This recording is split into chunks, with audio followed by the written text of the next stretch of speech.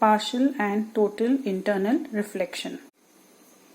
In this image, you can see that this is water, which is a denser medium. There is a source of light which is kept in the denser medium. This source of light is emitting light, and these light rays are traveling from the denser medium, that is water, into the air, which is a rarer medium. Now you can see that as the light rays are traveling from a denser medium to a rarer medium, some of the light rays are getting reflected back into the denser medium, isn't it? You can see the light rays are getting reflected back into the denser medium. This is called as partial reflection of light. We know that when the rays of light travel from a denser medium into a rarer medium, the rays of light bend away from the normal. In this case, we find that the angle of refraction is greater than the angle of incidence. Let's take the first ray of light which is emitted by a source of light. In this case, the angle of incidence formed is 0, and therefore the angle of refraction formed is also 0. So the ray of light travels undeviated from denser to the rarer medium. Now this ray of light is bending to a certain extent, and therefore the ray of light has bent when it travels from a denser into a rarer medium. So let us take that the angle of incidence here is 20 degrees. So definitely when the ray of light will enter into the denser medium, the angle of refraction will be greater. So here the angle of refraction is equal to 27 degree. Now when the bending of ray of light takes place to a greater extent than the previous one, say angle of incidence is equal to 30 degrees. So what is the angle of refraction? 42 degree. Bending of ray of light has taken to a still greater extent. Angle of incidence is 40, so angle of refraction is equal to 59 degree. So what happens when we go on increasing the angle of incidence? When we increase the angle of incidence, the angle of refraction also increases.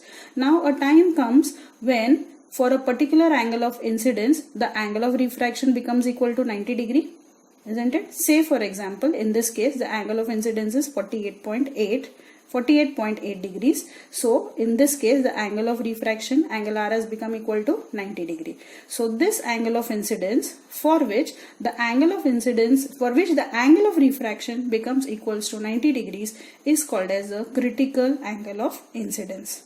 Okay.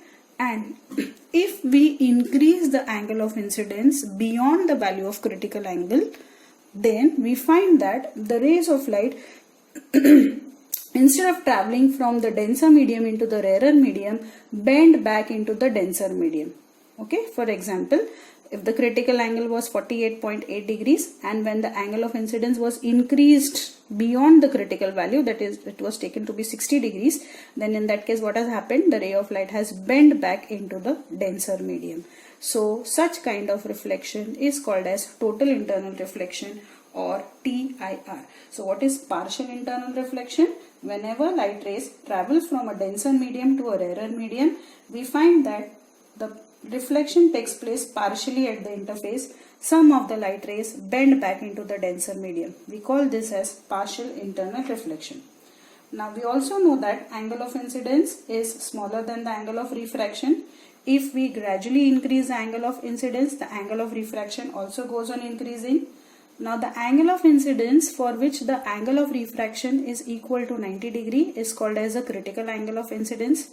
If we increase the angle of incidence beyond the critical value, we find that light reflects back into the denser medium. This is called as total internal reflection, or TIR.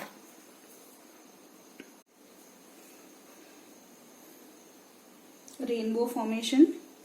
The beautiful phenomenon of rainbow is a combined effect of refraction, dispersion, and total internal reflection. A rainbow is seen in the sky when it has stopped raining. One part of the sky is sunny and the other part of the sky is cloudy. So, a rainbow can be seen by the observer when the back of the observer is towards the sun. So the sun should be behind the observer. The rainbow will be formed in front of the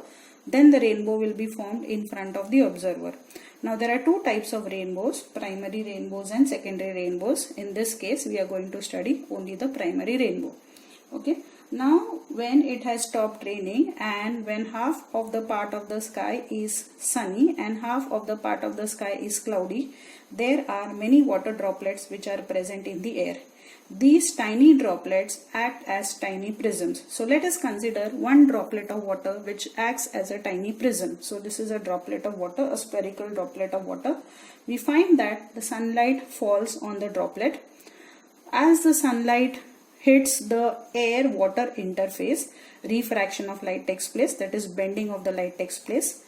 This is followed by the dispersion of light, that is white light, sunlight, that is white light. It splits up into 7 component colors, that is violet, indigo, blue, green, yellow, orange and red.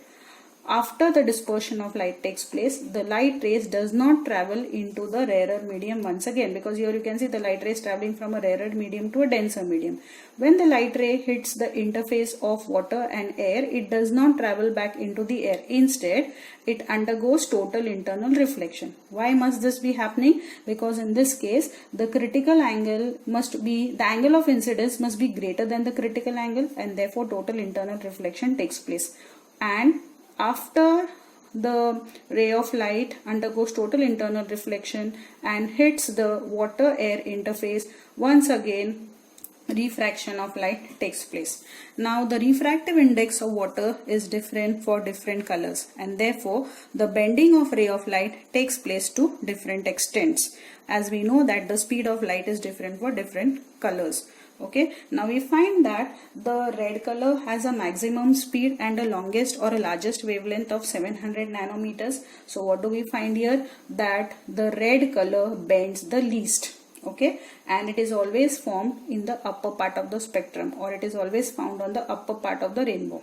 Whereas the violet light has a minimum speed or a smallest wavelength of 400 nanometers. Therefore, bending of the violet light is the maximum. So violet light will be always deviated to a greater extent, and it will be seen in the inner part of the rainbow. The deviation of the other colors will be intermediate, that is between the red color and the violet color. So this is how a rainbow can be seen towards the west in the morning, whereas in the evening we can see the rainbow towards the east.